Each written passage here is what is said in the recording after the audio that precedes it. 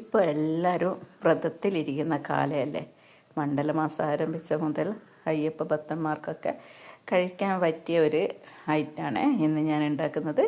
പുഴുങ്ങലരി തലേ ദിവസമേ കുതിർത്ത് ഗ്രൈൻഡറിൽ അരച്ചെടുത്ത് കൊണ്ടുവന്നിട്ടുണ്ട്.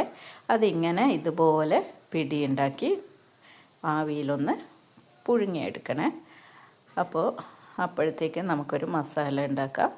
അതിനു മുമ്പ് ഞാൻ കാബൂളിക്കടല വേവാൻ വെച്ചിട്ടുണ്ട്. ഉപ്പിട്ടിട്ട് വെറുതെ അങ്ങ് വേവിച്ചാൽ മതി.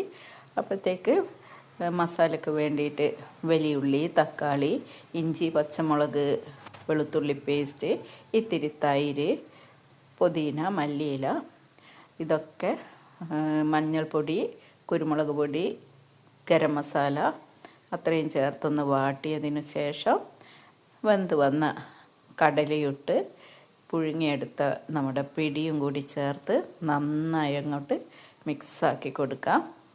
അപ്പോൾ ഇത് നമുക്ക് വയറ് നിറയെ കഴിക്കാൻ നല്ലൊരു ടേസ്റ്റാണ്. അവസാനമായിട്ട് കുറച്ച് തേങ്ങ ക്രഷ് ചെയ്തിട്ട് അതും കൂടെ ചേർത്ത് കൊടുക്കാം. തേങ്ങ ക്രഷ് ചെയ്യുമ്പോൾ ഒരു നുള്ള് വലിയ ജീരകവും കൂടി ചേർത്ത് കൊടുത്തിട്ടുണ്ട്. എന്നിട്ടെല്ലാം നല്ലതുപോലെ അങ്ങോട്ട് യോജിപ്പിച്ച് കൊടുക്കാം. അപ്പോൾ ഇതാ നല്ലൊരു ഐറ്റംസാണ്. നമ്മുടെ കക്കറൊട്ടിയൊക്കെ ഉണ്ടാക്കുന്നില്ലേ, അതേമാതിരി തന്നെ. അപ്പോൾ എന്തൊരു എളുപ്പമാണല്ലേ ഉണ്ടാക്കാൻ. എല്ലാവരും ഇതുപോലെ ഉണ്ടാക്കി നോക്കണേ. അപ്പോൾ എൻ്റെ വീഡിയോ ഇഷ്ടമായാൽ ലൈക്ക് ചെയ്യാനും ഷെയർ ചെയ്യാനും സബ്സ്ക്രൈബ് ചെയ്യാനും മറക്കല്ലേ. Thank you.